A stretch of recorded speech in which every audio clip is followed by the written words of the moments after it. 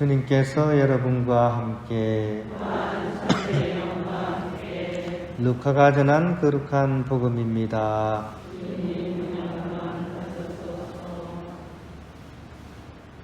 그때 몇몇 사람이 성전을 두고 그것이 아름다운 돌과 자원 예물로 꾸며졌다고 이야기하자 예수님께서 이르셨다. 너희가 보고 있는 저것들이 돌 하나도 다른 돌 위에 남아있지 않고 다 허물어질 때가 올 것이다. 그들이 예수님께 물었다. 스승님, 그러면 그런 일이 언제 일어나겠습니까? 또 그 일이 벌어지려고 할 때 어떤 표징이 나타나겠습니까? 예수님께서 이르셨다. 너희는 속는 일이 없도록 조심하여라. 많은 사람이 내 이름으로 와서 내가 그리스도다, 또 때가 가까웠다 하고 말할 것이다. 그들 뒤를 따라가지 마라. 그리고 너희는 전쟁과 반란이 일어났다는 소문을 듣더라도 무서워하지 마라. 그러한 일이 반드시 먼저 벌어지겠지만 그것이 바로 끝은 아니다. 이어서 그들에게 말씀하셨다.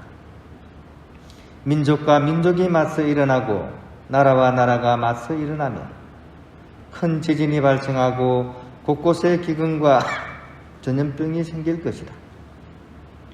그리고 하늘에서는 무서운 일들과 큰 표징들이 일어날 것이다.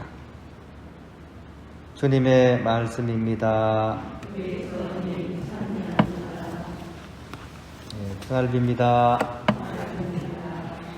오늘 독서 말씀과 복음 말씀이 좀 어떻습니까? 깔끔합니까? 그러면 좀 뭔가 좀 으스스합니까? 둘 다 묵시문학이기 때문에 좀 왠지 분위기가 으시시하고, 그죠? 날도 좀 이렇게 흐린데 왠지 좀 불길한 느낌까지 좀 들지 않습니까? 이럴 때 어떻게 해야 될까요? 뭔가 으스스하고 막 불길한 일이 벌어질 것 같을 때 구슬 한판 해야 되겠죠, 그죠? 맞습니까? 아니면 미사를 드려야 됩니까? 그러면 굿하고 미사하고 어떻게 보면 같이 제사를 드리는 건데 그 차이가 뭘까요? 저는 이렇게 구슬 처음부터 끝까지 참관해 본 적은 없습니다. 지나가다 본 적은 있습니다.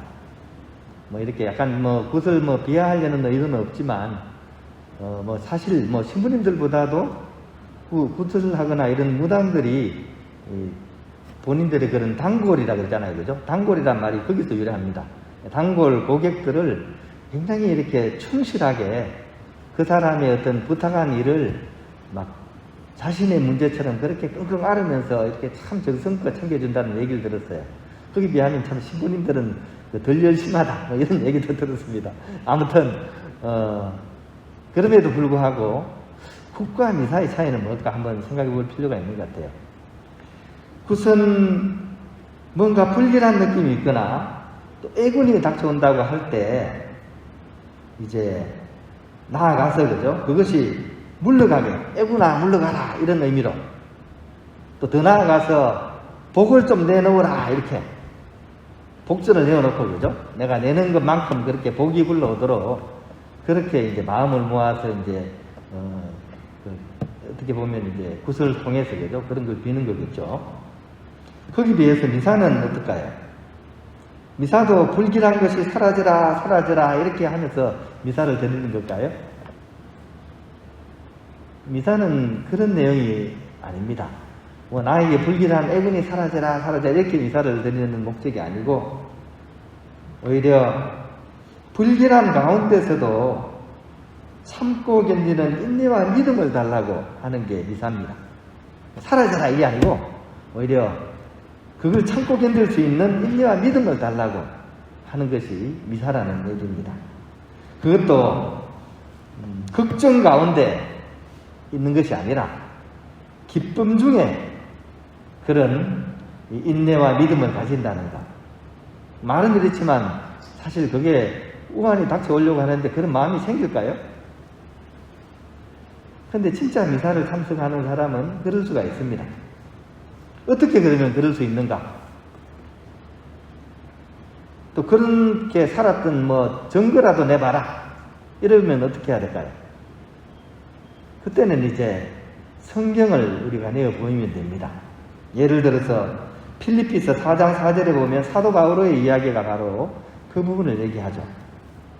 이분이 감옥에 갇혀 있어서 쓴 편지입니다. 감옥에 갇혀 있으면서 지금 쥐도 새도 모르게 무슨 일을 당할지 알 수 없는 그런 상황에 지금 처해져 있습니다. 근데 이분이 여기서 이런 편지를 써요.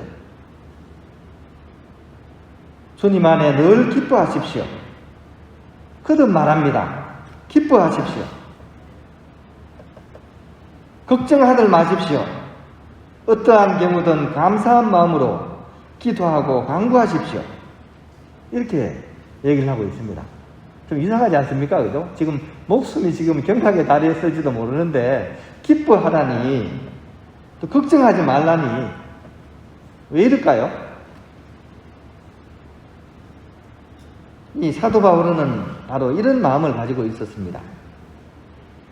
불길함과 그런 고통의 한가운데서도 느끼는 그 기쁨이라는 것은 우리의 모든 것을 다 알고 계시는 하느님께서 궁극적으로는 우리의 깊은 원의를 다 채워주실 것이라는 그런 확고한 믿음에서 이렇게 솟아나는 그 기쁨을 얘기한 거죠. 그러니까 바오로 사도는 지금 당장 감옥살이에 처해져 있지만 그것마저도 사실은 자신에게 정말 좋은 것을 주려고 하시는 하느님의 의도로서 이해를 했던 것입니다. 내가 지금 고난을 당하고 있지만 하느님께서는 이것을 통해서 나에게 더 좋은 것을 주시려고 나를 지금 이런 어려움에 들게 하셨구나. 이렇게 받아들였던 겁니다. 그리고 하느님의 자비로운 손길이 늘 자신을 보호하고 배려하신다는 그런 확신이 있었기 때문에 이런 위중한 가운데서도 기쁨이 가능했었고, 그래서 사람들에게 기뻐하십시오.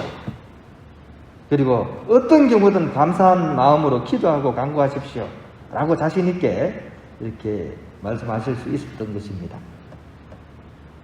우리의 이제 삶의 자리로 한번 돌아왔으면 좋겠습니다. 여러분의 삶의 자리는 어떻습니까? 오늘 묵시록의 그 자리가 여러분 자리 아닙니까? 위태위태하고 불안하고 무슨 일이 어떻게 벌어질지 알 수 없고, 그죠? 하다못해 백신 접종 2번 맞았지만 돌파 감염까지 되는데 덜컥 걸릴 수도 있잖아요, 그죠? 이런 우리의 참 불길하고 위태위태하고 우스스한 그런 일상입니다. 이런 가운데서도 우리가 참 기쁨을 누리려면 어떻게 해야 되겠습니까?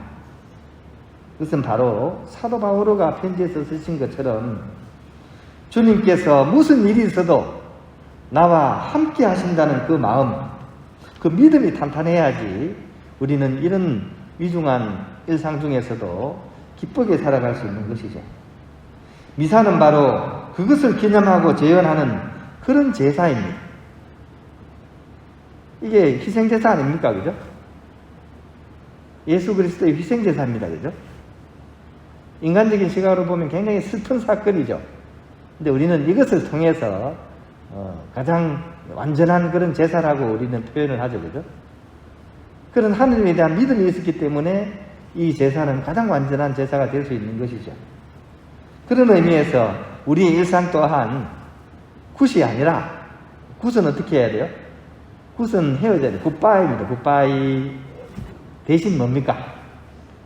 우리는 일상의 미사를 내 삶의 제대에서 하루하루 봉헌할 수 있어야 된다는 거죠.